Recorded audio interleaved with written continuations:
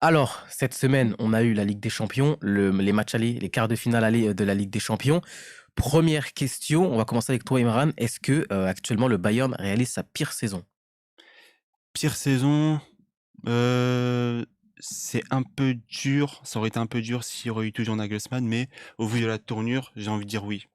J'ai envie de dire oui parce que le FC Hmm. Hollywood est plus que de retour. Enfin, il a jamais vraiment quitté le Bayern, mais là, il est plus que de retour avec tous les Là, c'est très atermoiements. fort, là. Hmm. Nagelsmann, la bagarre Sané, contre Mané, enfin la potentielle bagarre, Il y a des guerres. La la gifle. potentielle perte du championnat, aussi, la Ligue des Champions qui est presque foutue. On verra le match retour, évidemment, rien n'est fini et surtout, pour moi, le plus triste, c'est même pas la Ligue des Champions, c'est même pas le championnat, c'est la coupe d'Allemagne.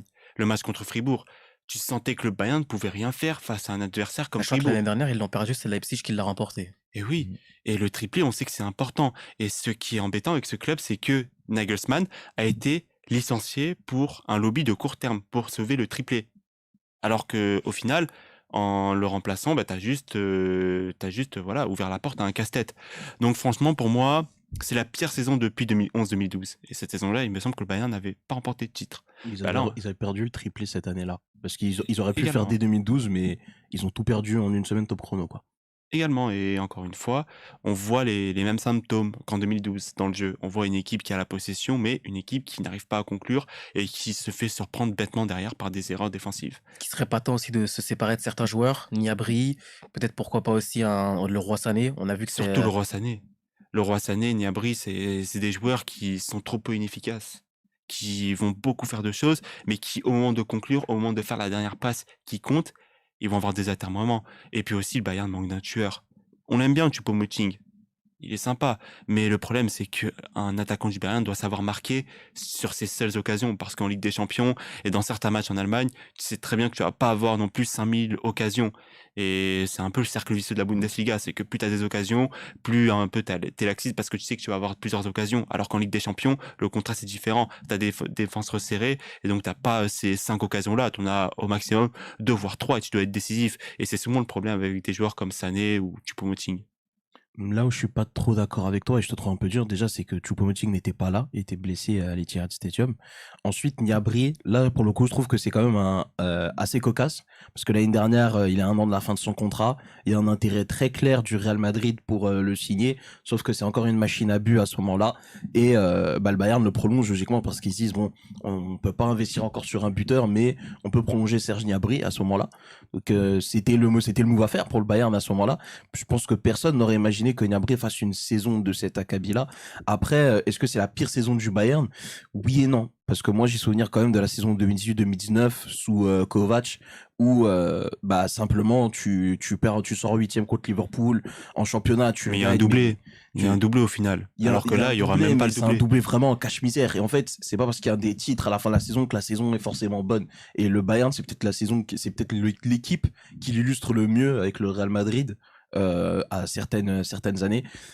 Tu fais ton doublé, d'accord, mais dans quelles circonstances? À un moment donné, t'es distancé de 10 ou 12 Mais points de Dortmund, 18-19, etc. c'est différent que de cette année parce que 18-19, il y a un très lent retard à l'allumage. On voit que le Bayern commence vraiment à atteindre son pic en avril à partir de ce match contre Dortmund, Mhm. alors que là, t'as cassé une dynamique. Certes, la dynamique, on la voyait peut-être pas, mais Nagelsmann était au moins en course et avait au moins des certitudes dans son jeu. Et là, t'as tout cassé. T'as tout cassé sous le leitmotiv du triplé et de ne pas laisser filer Thomas Tuchel. Et là, t'as qui clairement ne tout connaît pas cassé. le groupe. C'est Une pas erreur. ton. Ouais. Grosse erreur de gestion pour moi. Et c'est ça qui rend la saison du Bayern vraiment difficile à analyser, alors qu'en 18-19, t'as pas trop d'erreurs de gestion. Enfin, t'as Si, une quand grosse même. erreur dans le fond avec Niko Si. Kovac. Niko Avec Kovac, Kovac, ils s'entendaient pas c'est une forcément. erreur dans le fond, mais t'as pas une erreur de gestion qui vient massacrer ta saison. Alors que là, t'as une erreur de gestion qui vient massacrer ta saison en pleine saison. Ouais. Toi, qu'est-ce que t'en Je- penses, Gâteau, par rapport à cette situation du Bayern cette saison? C'est pas terrible parce que bon, même si t'as fait un 18 sur 18 sur la phase de poule, t'arrives quand même face à City. Même si t'as été floué par la victoire face à Dortmund, t'arrives et que hop, t'as tout perdu. On repart sur un 4-2-3-1 parce que c'est le système historique, mais est-ce que le 4-2-3-1 correspond aux joueurs présents? Est-ce que c'est huilé? T'as des ailiers qui sont là, qui sont inefficaces. Coman, très bien contre le Paris Saint-Germain, il tape toujours le PSG, c'est bien, c'est Comme efficace, mais d'habitude. au bout d'un moment aussi, il faut être efficace dans les grands rendez-vous. Il manque un attaquant comme Yuran l'a dit. Choupo, il était pas là, donc là, c'est pas de sa faute. Mais qu'est-ce que les dirigeants font aussi? Parce que Tu as des anciens qui sont là. Neuer qui est évidemment pas sur le terrain, mais qui, comme dans le vestiaire, est quelqu'un d'important. Müller, il est là, mais au bout d'un moment, si tu es un ancien et que tu veux montrer la voie, mais il faut quand même être là aussi sur le terrain. Et dire que c'est la saison la plus nulle, non, parce que tu as eu des saisons où le Bayern, rappelez-vous, en fin des années 2000, n'allait Ouais. même pas en Ligue des Champions. Ouais, ils allaient en C'est Europa. impensable, ça, aujourd'hui pour le Bayern. Donc non, parce que tu fais quand même une belle phase de poule en sortant l'Inter, en sortant le Barça. Enfin, en battant l'Inter, parce que l'Inter après s'est qualifié. D'ailleurs, que l'Inter aussi fait un truc intéressant. On en parlera après, il me semble. Mais non, c'est pas la pire. La gestion est pas terrible. Ça, c'est quelque chose de sûr. Mais de dire que c'est la pire saison, non. Justement, par rapport à ça, est-ce qu'aussi il doit pas y avoir une prise de recul par rapport aux joueurs? On sait souvent que c'est les joueurs qui finissent par ne plus écouter l'entraîneur qui finit par perdre son groupe. On l'a vu avec Nagelsmann lorsqu'il voulait instaurer son système à 3. Müller n'était pas forcément content. On l'avait vu aussi en Allemagne lorsque Hansi Flick avait mis cette défense à 3. Müller aussi n'était pas forcément content, qu'on veut toujours rester, comme tu l'as dit, sur ce système historique qui est le 4-2-3-1. Est-ce que pour toi, Timothée, les joueurs aussi ne sont pas aussi fautifs dans la gestion de ce club? Évidemment, évidemment, je pense que tu regardes sur les 4-5 derniers licenciements d'entraîneurs du Bayern. Je pense notamment à Ancelotti, à Niko Kovac, on vient d'en parler, à Hansi Flick, là, à Nagelsmann. On a vu que voilà, il y avait des joueurs comme Cancelo et autres, Müller par exemple. Même Mané s'y est mis. Mané s'y est mis, alors que voilà, Mané, ça fait Alors qu'il 6 était pas mois là. qu'il est dans le club et en plus, il a passé la moitié blessé. On voit que les joueurs, ouais, se croient un peu tout permis, qu'il y a. Surtout, en fait, ils ont un moyen de pression. C'est que dès qu'ils commencent à taper du poing sur la table, il y a ce noyau de joueurs, donc composé notamment de Müller, il y avait Robben, Lewandowski à l'époque. Dès que ce groupe-là se manifeste, tout de suite, le club dit oui, ok, on va faire comme vous voulez, etc. Et ça crée un déséquilibre en interne qui du coup crée au Bayern cette réputation de FC Hollywood. Et là, c'est clairement le revers de la médaille. Parce que c'est, je pense, la première saison où ça se remarque à ce point-là. C'est-à-dire que là, le Bayern a viré Nagelsmann pour un potentiel triplé. Et on se rend compte qu'il n'y aura pas de triplé, très clairement, parce que, sauf miracle, à mon sens, le Bayern ne pourra pas sortir Manchester City, en tout cas pas en produisant la même performance que mardi soir, pardon. Si Upamecano ne chie pas le match encore une fois. Mais c'est pas le seul. C'est pas le seul. Je pense que c'est symptomatique de toute l'équipe. On l'a vu. Gatto a parlé du match de Coman qui était catastrophique. Enfin, je crois qu'il a gagné aucun 1 contre 1 face à Ake ou face. C'était, je crois, Stones. Akanji, pardon. C'était Akanji qui était à droite. L'axe du Bayern, enfin le milieu du Bayern, en attaque il y avait personne, la défense, bon, Les latéraux n'ont pas apporté non plus. Personne n'a apporté en fait. Ils ont enlevé même. Yann Sommer, il était seul au monde. Il a refait du Yann Sommer, c'est-à-dire excellent sur sa ligne, mais dès qu'il faut contrôler le ballon, bah il y a plus personne. Dès qu'il faut rassurer sa défense, il y a plus personne, comme on l'avait vu face au PSG, sauf que là, bon bah, force est de constater qu'il y avait une vraie équipe en face et que du coup ils l'ont payé. Et un sacré buteur. Un sacré buteur aussi, ça il faudra également en parler. Donc non, bien sûr que les joueurs sont parmi les fautifs de cette gestion et aussi bah de fait des résultats qu'affiche le club en ce moment. En Bundesliga, on sent un Bayern qui est beaucoup moins serein, qui lâche des points qu'il ne lâche pas d'habitude face à des équipes qui semblent à leur portée. Il y a eu une défaite contre Augsbourg au début de la saison, il y a eu un enchaînement de matchs nuls. Le Bayern a très mal commencé l'année 2023, je crois qu'ils étaient sur 3 ou 4 matchs nuls également. Et au milieu de tout ça, on recrute Tuchel, alors que qu'est-ce que ça coûte au club de laisser Nagelsmann finir la saison? Et après, pourquoi pas de recruter Thomas Tuchel? Là, il y a tout qui a été fait dans la précipitation. Au final, on se rend compte que le Bayern va juste couler et en tout cas rater sa fin de saison, ça c'est sûr. Mais pour répondre à ta question, qu'est-ce que ça coûte au Bayern d'attendre pour Tourelle? Bah, ça coûte le fait que Chelsea était prêt à rétro-pédaler sa décision et reprendre Thomas Tuchel, parce que le Real Madrid était prêt à aller chercher Thomas Tuchel aussi, il faut le dire, et il savait qu'il n'avait pas le temps. À la base, les premiers qui se sont présentés, c'est le Real Madrid. Bon, au final, ils ont dit, bon, on va faire confiance à Ancelotti, ce que du coup, le Bayern n'a pas fait avec Nagelsmann. Eux, ils ont flairé le bon coup et ils se sont dit, ok, on y va. Et bah voilà, aujourd'hui, tu le payes. Maintenant, c'est pas de l'intérim non plus. Donc, faut voir ce que ça donnera l'année prochaine, quand il aura eu son mercato, quand il aura eu notamment son buteur, parce que je pense que c'est la carence numéro 1 du Bayern Munich. Quand il va mettre ses idées aussi, parce que le 4-2-3-1, c'est pas forcément sa tasse de thé. Ben, en vrai, à Dortmund, si, quand même, mais ça dépend vraiment. Thomas Tuchel s'adapte énormément aux effectifs qu'il a. À voir maintenant dans quel système il va mettre et dans quelles conditions il va mettre ses cadres, les Neuer, les Müller, etc. Comment il va exploiter un Jamal Musiala qui a été moyen, je trouve, face à City d'ailleurs, qui devrait lâcher plus son ballon. Comment il va s'adapter à ses latéraux qui laissent énormément d'espace dans le dos. Est-ce que tu dois revenir à 3 derrière? Est-ce que, au contraire, tu dois tenter pourquoi pas un 4-3-3? J'en sais rien.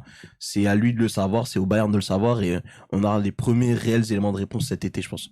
Ouais. En tout cas, on verra pour la pré-saison du Bayern Munich la saison prochaine.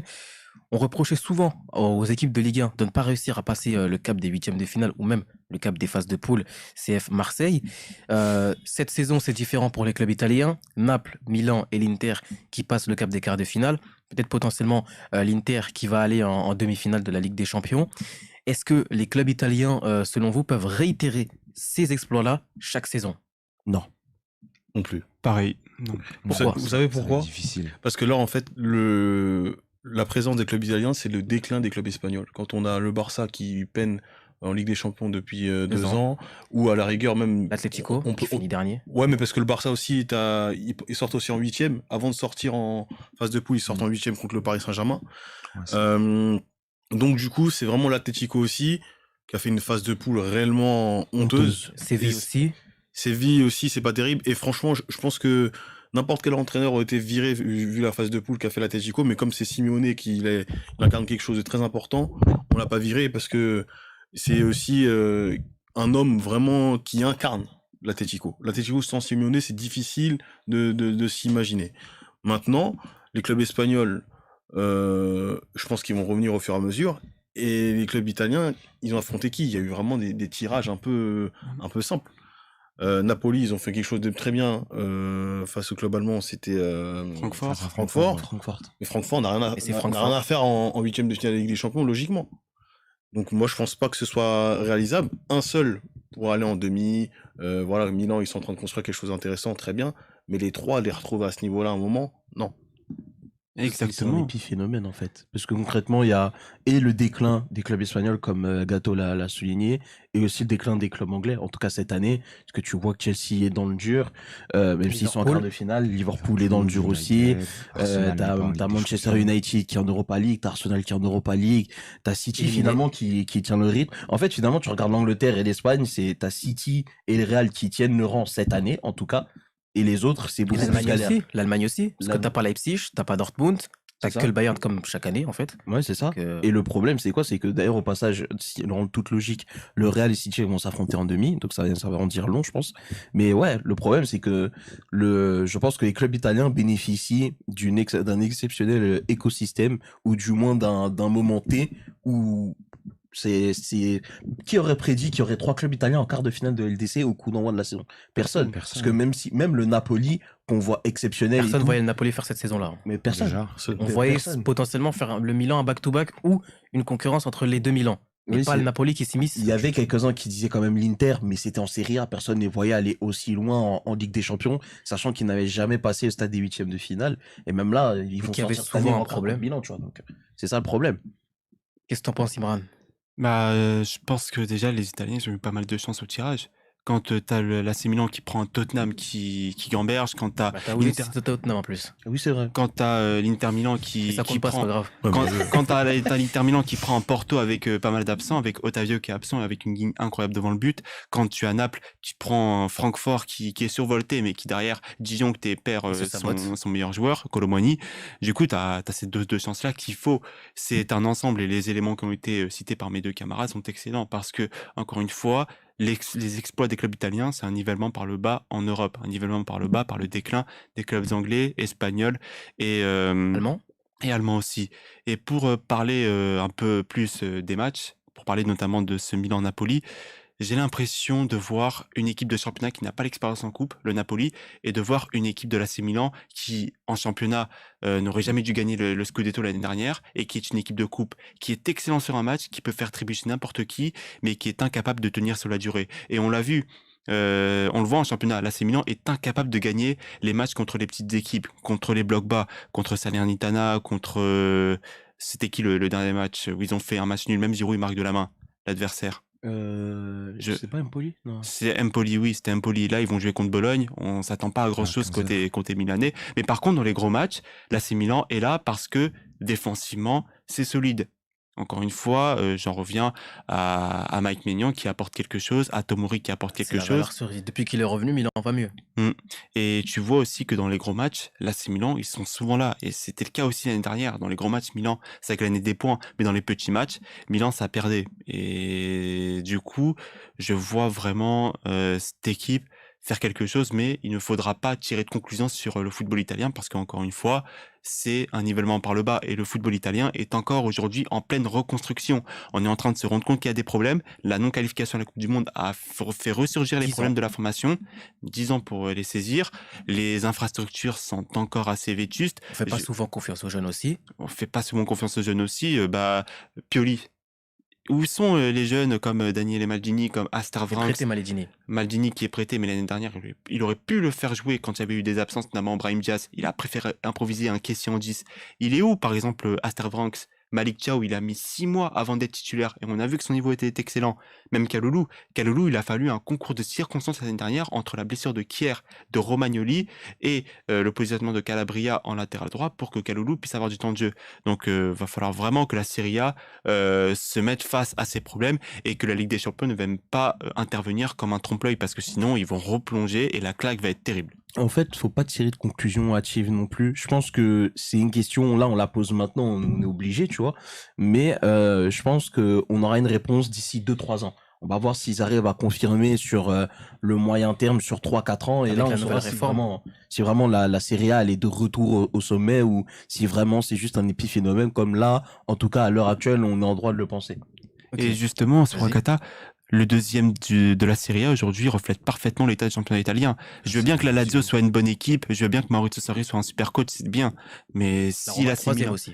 mais si l'AC Milan et l'Inter, ils font les matchs qu'ils doivent faire contre les petites équipes, je suis désolé, mais c'est eux les Comme deuxième, nous a dit, troisième. comme nous a dit Marco et Karim sur Discord à chaque fois, l'Inter, c'est 10 défaites cette saison. L'Inter, c'est du défaite et des C'est défaites. énorme. Pour quelqu'un qui doit se qualifier en Ligue des Champions, c'est quand même Et énorme. pour des défaites en plus, en voyant les matchs, des défaites où l'Inter doit gagner. Par exemple, là, le dernier match nul contre Salernitana, l'Inter doit gagner ce match au moins 4 voire 5-1. Mais ça mange à fait. Memo Ochoa, hors norme. Memo Chaque Ochoa, année, il hors te sort ce match-là où c'est le meilleur gardien de l'histoire. Ça, c'est une journée banale au bureau pour lui. Ah bah ouais, c'est logique. C'est logique. On dit souvent, entre nous, supporters parisiens, cette année, c'est la bonne, mais on se fait tout le temps sortir en huitième de finale. Cependant, il y a un club qui, on le dit chaque année, c'est Manchester City. Au vu de la performance qu'ils ont produit face au Bayern Munich, Timothée, est-ce que cette année, c'est la bonne pour Pep Guardiola? Évidemment que non.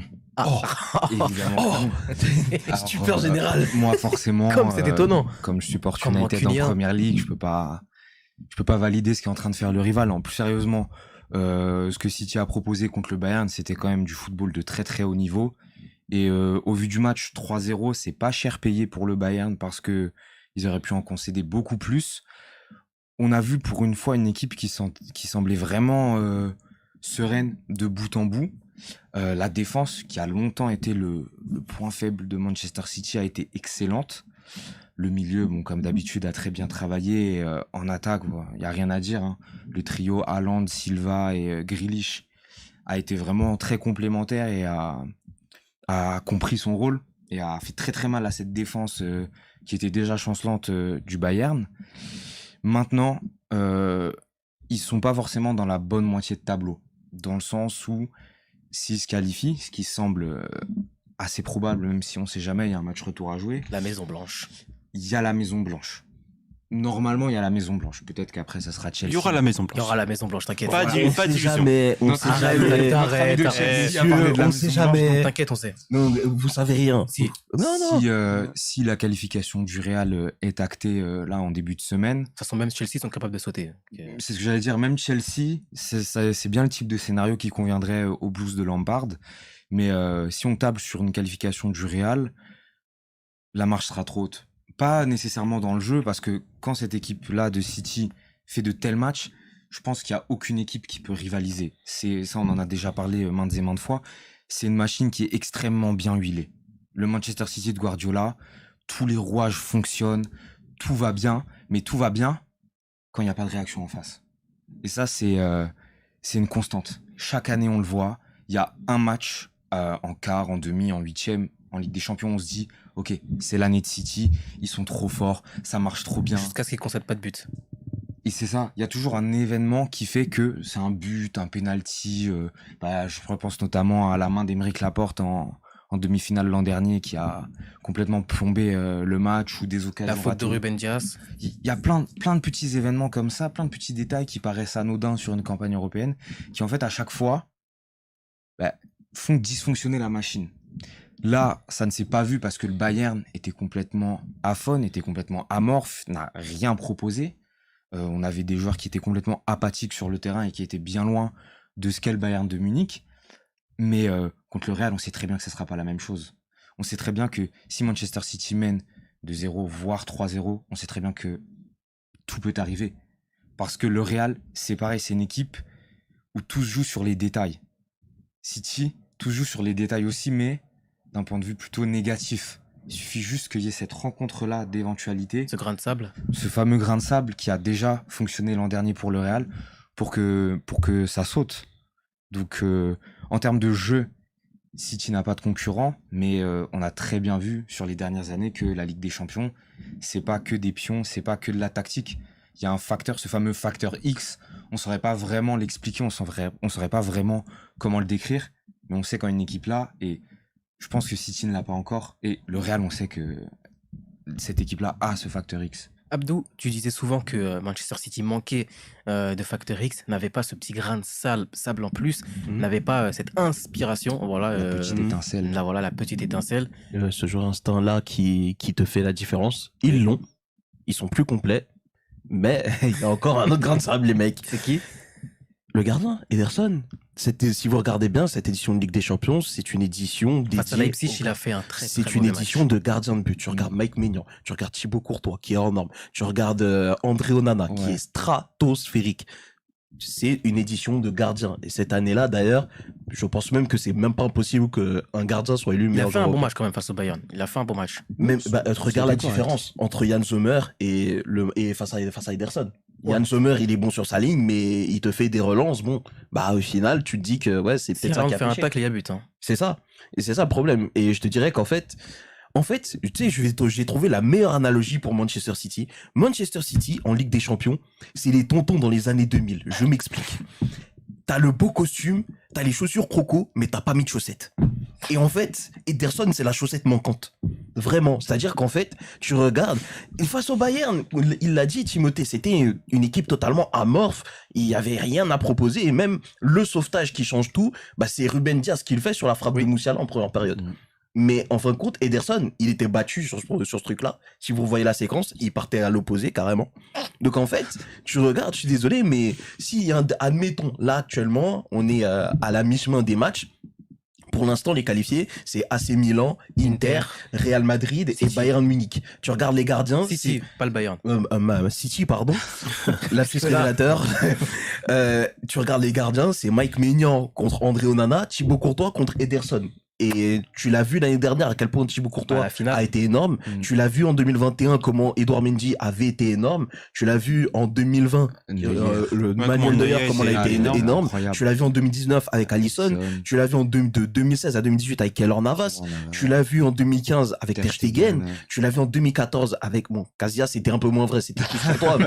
Mais ce que je veux dire, c'est que depuis presque 10 ans maintenant, c'est le gardien Ouais, qui il faut fait un la grand décision. gardien, comme on dit souvent. C'est ça. Il te faut ça. pas un grand gardien, il te faut un immense gardien dans un jour où il est intouchable. Mais du coup, l'année dernière, on disait, il manque ce 9. Ouais. Ils ont le 9, et maintenant, il manque le gardien. Mais il a toujours manqué un gardien. Mais il a à toujours six. manqué ça, on un savait gardien. ça, mais- Ils ont toujours joué à 10, en fait, cette équipe-là. Et il manque encore un grain de sable que t'as pas évoqué, que personne n'a évoqué, mais Timothée n'a pas dit. Pep Guardiola. Oui, aussi. Il aime trop faire des trucs bizarres. C'est le mec qui, en fait, c'est un génie, mais il veut trop la lumière sur lui. Ça. Et il veut faire des trucs extraordinaires ou des trucs parler. impossibles et insensés. C'est le genre de mec qui va te faire un barbecue sans viande. Il va tirer de la salade. Il va te faire du tchébougène, il va mettre du kiwi. Tu vois? C'est le genre de gars, il va faire ça juste, dans du gombo. voilà, juste pour qu'on le remarque et qu'on dise, ah, c'est grâce à lui, c'est grâce à lui. Mais t'as déjà tes 2 Ligues des Champions. Oui, c'est estampillé Barcelone et tout ça. Mais laisse les joueurs briller. Laisse les joueurs briller, en fait. À mettre trop de perfection partout, tu brides les joueurs au bout d'un moment. Et le meilleur moyen de gagner la Ligue des Champions, à un moment, c'est de L'instinct. laisser les joueurs dans la liberté, dans Bien la sûr. foule, dans l'instinct. Et il n'y a pas beaucoup de personnes qui ont gagné la Ligue des Champions dans son effectif. Je suis pas sûr qui a gagné la Ligue des Champions à City. Pas lui. Non, mais mis à part lui, dans l'effectif, les joueurs, il y a personne. Personne. Haaland, non. Non, Ils ont fait finale pour la plupart, mais Ouais, perdu. mais ils ont pas Personne. gagné. non. Donc ils Le ont pas dernier genre jour- c'est pas les mecs qui arrivent et qui ont la recette. Ouais, on a déjà gagné, donc on va essayer de réitérer. Et puis à la rigueur, tu vois, vas-y, tu lances ta Formule 1. En fin de compte, je sais que cette finale-là, faut la changer de 2-3 degrés. On va changer de 2-3 degrés. Non, ils n'ont pas la recette, ils n'ont pas la voiture. Parce que tant que t'as pas gagné ça, tu sais pas comment construire encore. Donc laisse les gens à l'instinct au lieu de toujours prendre la lumière sur toi. Et va gagner la première ligue. Comme ça, Arsenal, ils vont pas gagner la première ligue. Moi, je suis pour Arsenal sur cette. Non, Non. non. Et va gagner la première ligue. Mais Comme ça, on est Arsenal, pas c'est embêtés. abject. Lui pour Chelsea, lui pour United. Non, et pour non. qui United. Ah oui, oui, c'est c'est honteux, vrai. monsieur. C'est honteux. Ah, Non, vous avez raison. Voilà. Non, Je non, vous non. salue. Je Moi, salue je veux votre pas courage. qu'Arsenal gagne. Parce qu'on va être embêté avec United, tu vois. Non, mais justement, moi, j'aimerais bien voir Arsenal au sommet. Non, Tu sais non, pourquoi non. Parce que, en fin de compte. Mais il mérite, hein. Attention, on est honnête, hein. Il mérite. Oui, il mérite. Attention. Évidemment qu'il mérite. Voilà, mais voilà. Ce Non, sera mais juste imaginez Bukayo Saka, première ligue, meilleur jeune et meilleur joueur de première ligue. Ça Pour moi, m'intéresse pas. Moi, ça m'intéresse. Après, Bukayo Saka est meilleur que Foden. Tu vois, c'est comme quand tu mets l'aromagie dans le tchèque. Là, ça c'est- m'intéresse. Ouais, non, ça, c'est intéressant. Ça, Voilà, c'est bah intéressant. là, c'est pareil. Ouais. Alors que si tu me dis City encore, bon, ça n'a On est pas aucun en buzz. Bundesliga. City, C'est c'est comme le l'équipe freeway. c'est l'équipe qui satisfait tout le monde en première ligue. Mais ils passeront pas la Ligue des Champions. Ils gagneront pas, c'est ça? Oh, en Champions League, ils vont nous amuser, ça va être marrant. Comme d'habitude. Ouais, mais c'est Arsenal. Hein. Ils vont- On va voir. moi, je te dis, le scénario, Arsenal, champion d'Angleterre, l'année prochaine, phase de poule, incroyable, exceptionnel, le jeu, les buts, Ils huitième t'ont de finale, pourri. Bayern. Et ça Déjà, sort. en poule, comme t'as les chapeaux, là. Ils seront chapeau. Chapeau 1. Ouais. Tu vas te contre qui? Contre le Real? Imagine, tu tombes contre le Real. Parce que le Real ne sera pas champion d'Espagne cette année. Sauf s'ils sont champions d'Europe. Ah oui, aussi. Ah ouais, c'est vrai. ça. Comme d'hab, en fait. Comme d'habitude. Je sais pas, on sait jamais l'enfer de Stamford Bridge. Et les vous gars. pensez que ce Chelsea va passer contre ce Real-là Mais avec la écoutez-moi bien, Baraka, avec Stamford Benzema Bridge- Ramadan. écoutez-moi T'es très malade. bien, Stamford Bridge, c'est la bombonera européenne, d'accord Oh, là, Ouais.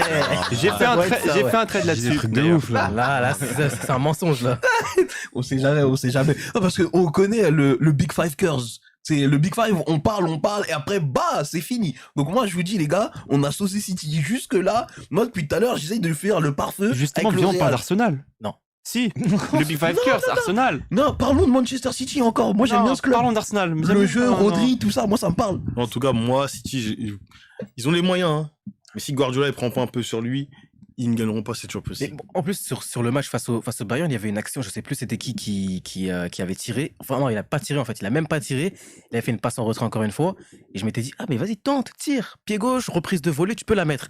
Et il n'y a pas cet instinct. Il n'y a rien. Soit ça sera des passes en retrait, soit ça sera le fameux U.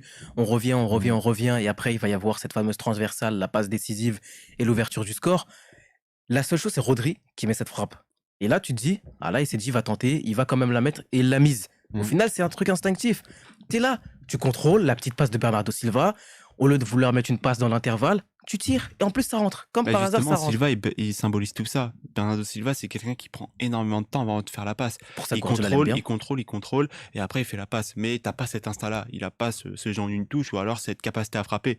Quand je vois le Bernardo Silva qui repique dans l'axe à City, parfois j'ai des flashs, je repense à celui de Monaco qui n'hésitait pas à tenter sa chance. Là, aujourd'hui, c'est inimaginable de voir Silva tenter sa chance-là. Donc, pour moi, Silva, c'est un peu le bon côté de la médaille, mais en même temps, le mauvais côté. Le côté joueur de contrôle, qui va t'assurer des choses, qui va t'assurer un contrôle de la possession, mais le mauvais côté, pas d'instinct. C'est pour ça que Guardiola l'adore. Mais du coup, Joueur qui joue avec ses connaissances. par rapport à Manchester City, la dernière question, est-ce que, et je l'avais déjà posé, Haaland n'est pas ce fameux grain de sable, ce fameux joueur instinctif? Est-ce que ça n'est pas ce joueur-là, Haaland? Il est ce joueur-là, je pense. Parce que en fait, c'est une réflexion que j'étais en train de me faire, mais je me dis, on sait, les joueurs, une fois qu'ils sont dans le système Guardiola, C'est fini. après, ils sont plus bons, ils sont pourris, tu les sors de ça et ils savent plus marcher droit. Mais je me dis, ce mec-là est tellement dominant, c'est tellement une bête que je me dis, peut-être que ce gars-là, même s'il il prend les préceptes de Guardiola, il arrivera quand même à sortir quelque chose, même en dehors de City. Et S'adapter même n'importe que- où. Finalement, en fait, c'est juste, à part sa simple présence, en fait, il est le point de bascule de City. C'est-à-dire que soit c'est lui qui fait la différence, soit City aura du mal et ne va plus jouer sur lui. On l'a vu en huitième, c'était contre qui? C'était contre Leipzig. contre ils ont eu du Leipzig mal, en au plus, match hein. aller. Ils n'ont absolument pas cherché à trouver Haaland. Et le match retour, ils ont voulu absolument le trouver. Il en a mis 5. Il a calé un quintuplet. Donc c'est ça en fait le problème, c'est que je me dis, tu vois, si Haaland est bien pris, City est pratiquement foutu parce que ils vont commencer à jouer leur jeu et à ne plus vouloir forcément jouer sur lui.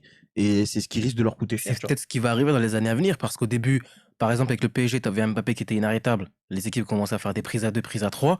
Peut-être que bientôt, ça sera au tour d'Haaland. Non, c'est même pas une question de prise à 2 ou prise à 3 parce que contrairement à Mbappé, tu vois, je trouve que Haaland est beaucoup plus dominant physiquement. Donc, Oui. même s'il y a 2 mecs sur lui, il est grand, il a une détente phénoménale, il est rapide, il est puissant. On l'a vu en Bundesliga, Kimmich, il le tacle, et c'est Kimmich qui sort blessé, tu vois. Donc, ça encore, je me dis, il n'y a pas de souci là-dessus. Mais c'est vraiment comment est-ce que lui est pris. En fait, t'as même pas besoin de faire. Il y a déjà eu des matchs où il a été muselé. C'est ça, Et ça, c'était un gros problème. L'année dernière contre Dortmund. Face au PSG, quand il était muselé, C'est ça. Dortmund était très compliqué. Tu regardes le match de Danatzel Zagadou et même Emre Can, comment il venait compenser, etc. Mais je me dis, tu vois, j'aimerais bien voir un Erling Haaland contre le Militao actuel, par exemple. Ça va très vite en Militao. Hein. Tu vois, j'aimerais vraiment voir ça pour le coup. Et il y a des chances qu'on puisse voir ça, donc j'ai bien hâte. On a bien hâte. En tout cas, vous êtes toujours aussi pessimiste par rapport au fait de voir Manchester City soulever la coupe aux grandes non, oreilles. je suis optimiste pour City. Je suis optimiste, mais je me dis, en fait, t'es optimiste, mais Ederson et Guardiola. En fait, avec City, c'est peut-être, mais. C'est ça. Cette année, c'est la bonne, mais. Et ça sera ça chaque année. Finalement, qu'est-ce qui les différencie vraiment du Paris Saint-Germain? Je ne sais pas. L'entertainment. Ils vont un peu plus loin aussi quand même en Ligue des Champions. City. Et c'est plus sain. Ouais. Ça, faut être honnête. C'est 5. C'est quand même plus beau sain. à voir aussi. Erling Haaland, il n'a pas fait de pivot gang. Normal, c'est lui le pivot. Bah, tu vois. Donc voilà, il n'a pas fait de De Bruyne gang, tu vois. Il n'a pas dit fais-moi la passe. Donc voilà, tu vois. Donc il y a que ces différences-là entre En le même temps, PSG De Bruyne, et City. avec 603 hasards, il peut très bien chercher Haaland. Hein. Il se dit fuck it, there is Haaland in the box. Il centre et bam. Ouais. Après, De Bruyne, on va pas parler du fait qu'il passe en Super Saiyan violet, mais bon, ça, c'est un autre débat encore. Voilà. Et j'adore De Bruyne, hein, c'est un grand joueur, attention. De très grands joueurs, mais voilà, mais encore, comme tu vois. Djokovic, c'est pour lancer la future chronique prochainement, comme Djokovic, c'est bizarre des fois ce qui se passe à la mi-temps. Ah, le petit pause toilette. Ou en petite pause toilette. C'est important. C'est important, toujours. Évidemment, toujours. Hein. Il est temps